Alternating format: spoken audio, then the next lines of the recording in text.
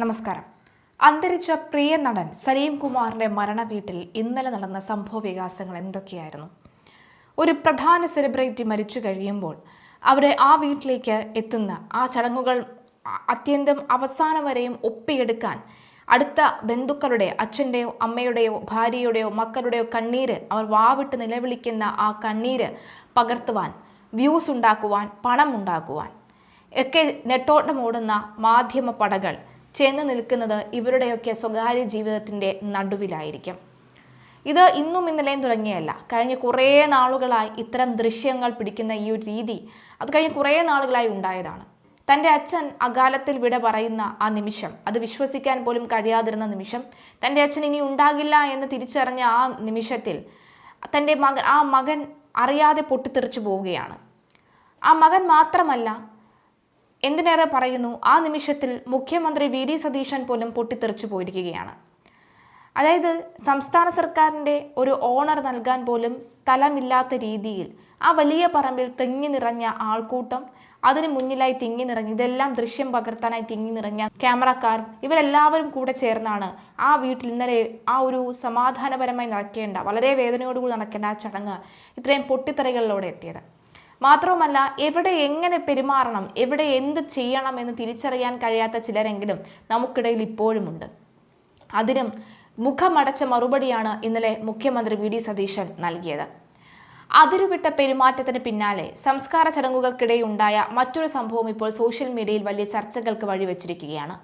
ചടങ്ങിൽ പങ്കെടുക്കാനെത്തിയ മുഖ്യമന്ത്രി V D സതീശനെ കോൺഗ്രസ് പ്രവർത്തകൻ ഷാൾ അണിയിക്കാൻ ശ്രമിച്ചതും മുഖ്യമന്ത്രി അത് ശക്തമായി തടഞ്ഞതുമാണ് പുതിയ ചർച്ചാ വിഷയം. സ്ഥലകാല ബോധമില്ലാതെ പെരുമാറിയ പ്രവർത്തകനെ പരസ്യമായി നിയന്ത്രിച്ച മുഖ്യമന്ത്രിയുടെ നടപടിയെ അനുകൂലിച്ച് വലിയൊരു ജനവിഭാഗം രംഗത്തെത്തിയപ്പോൾ സന്ദർഭത്തിന്റെ അനൗചിത്യം മനസ്സിലാക്കാതെ പെരുമാറുന്ന ആളുകൾക്കെതിരെ പൊതുസമൂഹത്തിൽ നിന്ന് കടുത്ത വിമർശനവുമാണ് ഉയരുന്നത്. സലീം കുമാറുമായി അതീവ ദൃഢമായ ആത്മബന്ധം പുലർത്തിയിരുന്ന മുഖ്യമന്ത്രി വി ഡി സതീശൻ വലിയ മാനസിക വിഷമത്തോടു കൂടിയാണ് സംസ്കാര ചടങ്ങുകളിൽ പങ്കെടുത്തത്. ഈ സമയത്താണ് ഒരു കോൺഗ്രസ് പ്രവർത്തകൻ ആദരസൂചകമായി അദ്ദേഹത്തിന്റെ കഴുത്തിൽ ഷാൾ അണിയിക്കാൻ അടുത്തേക്ക് വന്നത്. ഒരു മരണ വീടിന്റെയോ സംസ്കാര ചടങ്ങിന്റെയോ ഗൗരവവും അന്തരീക്ഷവും ഒട്ടും ചിന്തിക്കാതെയുള്ള ഈ പ്രവൃത്തിയെ മുഖ്യമന്ത്രി ഉടൻ തന്നെ എതിർക്കുകയായിരുന്നു.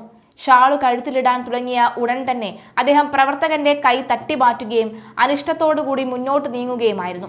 ഇത് വീഡിയോ ദൃശ്യങ്ങൾ പ്രചരിച്ചതോടുകൂടി മുഖ്യമന്ത്രിക്ക് പിന്തുണയുമായി കോൺഗ്രസ് പ്രവർത്തകർ ഉൾപ്പെടെയുള്ളവരും രംഗത്തെത്തി. പാർട്ടി സമ്മേളനത്തിനോ സ്വീകരണത്തിനോ വന്നതല്ലെന്ന ഇനി എന്നാണ് ഈ പ്രവർത്തകർ മനസ്സിലാക്കുക എന്നാണ്. സാഹചര്യത്തിനനുസരിച്ച് പെരുമാറാനുള്ള കഴിവാണ് മനുഷ്യനെ മറ്റുള്ളവരിൽ നിന്ന് വ്യത്യസ്തരാക്കുന്നത് എന്നാണ് സോഷ്യൽ മീഡിയയിൽ ഉയരുന്ന പ്രധാന വിമർശനം. ഒരു മരണ വീട്ടിലേക്ക് മുഖ്യമന്ത്രി കടന്നു വരുമ്പോൾ വലിയ ഷാളും തൂക്കി കയറി ചെല്ലാൻ ഏത് വിവരദോഷിക്കാണ് തോന്നുക എന്നും മുഖ്യമന്ത്രി അത് നിരസിച്ചത് ഏറ്റവും ഉചിതമായ കാര്യമാണെന്നും ആളുകൾ കമന്റ് ചെയ്യുന്നുണ്ട്. ബോധമില്ലാത്ത കുറെ അണിയറ പ്രവർത്തകർ പാർട്ടിയുടെ അന്തസ്സ് കെടുത്തുകയാണെന്ന വിമർശനവും ശക്തമാണ്. അതേസമയം ഇത്തരം സന്ദർഭങ്ങളിൽ ജനക്കൂട്ടത്തെയും പ്രവർത്തകരെയും നിയന്ത്രിക്കാൻ കൃത്യമായ സംവിധാനം ഉണ്ടാക്കേണ്ടിയിരുന്നു എന്ന് ചൂണ്ടിക്കാണിക്കുന്നവരുമുണ്ട്. ഒരാൾ വലിയൊരു ഷാളും പിടിച്ച് മുഖ്യമന്ത്രിയുടെ അടുത്തേക്ക് വരുമ്പോൾ അത് തടയാനോ അത് അയാൾ ചെയ്യുന്നത് വിവരദോഷമാണ് എന്ന് പറഞ്ഞു മനസ്സിലാക്കുവാനോ അവിടെയുള്ള മറ്റ് നേതാക്കൾക്കോ സുരക്ഷാ ജീവനക്കാർക്കോ സാധിച്ചില്ലേ എന്നാണ് ഇവരുടെ ചോദ്യം. എന്തായാലും ഭരണ വീടുകളിലെ ഓൺലൈൻ മാധ്യമങ്ങളുടെ കടന്നുകയറ്റവും രാഷ്ട്രീയ പ്രവർത്തകരുടെ ഇത്തരം അനൗചിത്യമില്ലാത്ത പെരുമാറ്റങ്ങളും നമ്മുടെ നാട്ടിലെ ആളുകൾ ഇനിയെങ്കിലും തിരുത്തേണ്ടതുണ്ടെന്ന ശക്തമായ സന്ദേശമാണ് ചർച്ചയാകുന്നത്. എന്തായാലും അദ്ദേഹത്തിന്റെ വിയോഗ നിമിഷം കഴിഞ്ഞ ദിവസം ചന്തുവിനെതിരെ, അദ്ദേഹത്തിന്റെ മകനെതിരെയും സമൂഹ മാധ്യമങ്ങളിൽ രൂക്ഷമായ വിമർശനമുണ്ടായ സത്യത്തിൽ അദ്ദേഹത്തിന്റെ മകൻ പൊട്ടിത്തെറിച്ച ആ ഒരു വേളയിൽ അദ്ദേഹത്തിന്റെ ഭാര്യ നെഞ്ചുപൊട്ടി എന്താണ് സംഭവിക്കുന്നത് മനസ്സിലാകാതെ ചന്തുവിനെ നോക്കി നിൽക്കുന്ന ഒരു നിമിഷമുണ്ട്, നിസ്സഹായതയോടുകൂടി. അതെല്ലാമാണ് ചർച്ചയാകുന്നത്. എന്തായാലും ഈ മാധ്യമങ്ങൾ കാണിച്ച അതിരുവിട്ട പെരുമാറ്റവും അതിനോട് സലീം കുമാറിന്റെ മകനും നടനുമായ ചന്തു സലീം കുമാർ പ്രതികരിച്ചതുമാണ് സോഷ്യൽ മീഡിയയിലെ പ്രധാന ചർച്ച. പിതാവിന്റെ സംസ്കാര ചടങ്ങിനിടെ കുറഞ്ഞതൊരു സ്വസ്ഥതയോ സ്വകാര്യതയോ നൽകാതെ ക്യാമറകളുമായി തള്ളിക്കയറിയ മാധ്യമപ്രവർത്തകർക്ക് നേരെ ചന്തുവിന് രൂക്ഷമായ ഭാഷയിൽ പൊട്ടിത്തെറിക്കുകയായിരുന്നു. എന്തായാലും നടന്റെ ഭൗതിക ശരീരം വീട്ടുവളപ്പിൽ സംസ്കരിക്കുന്നതിന് തൊട്ടു മുൻപായിരുന്നു നാടകീയ രംഗങ്ങൾ അരങ്ങേറിയത്.